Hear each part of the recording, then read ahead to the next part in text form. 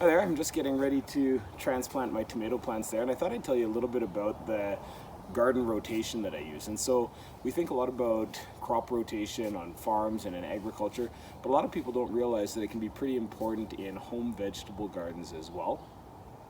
And so what I'd like to do today is tell you a little bit about the 4-year rotation that I use.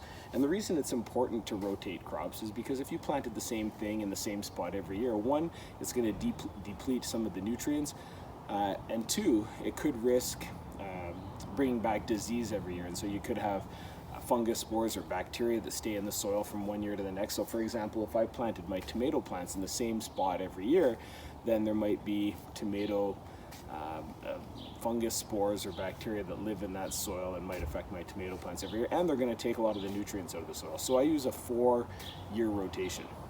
And so what I'd like to do today is tell you a little bit about the 4-year rotation that I use. And so I've got 3 raised beds here. I've got another one behind the garage as well. So I've got 4 separate areas and I keep them very distinct. However, if you don't have 4 separate vegetable beds, that's fine. If you just have one garden, you can section it off into 4, or you can even rotate through different containers, whatever works for you.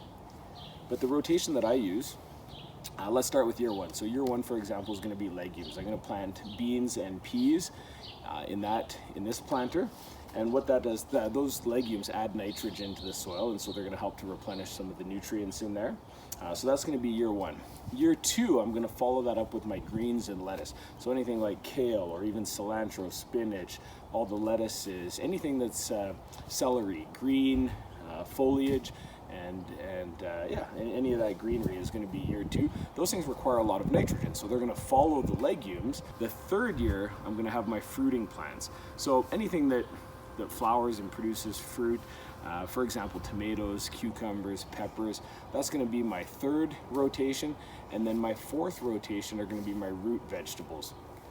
Things like carrots and beets, parsnips, turnips, that type of thing. So that's the 4-year rotation that I use in my vegetable garden. It's been pretty successful so far.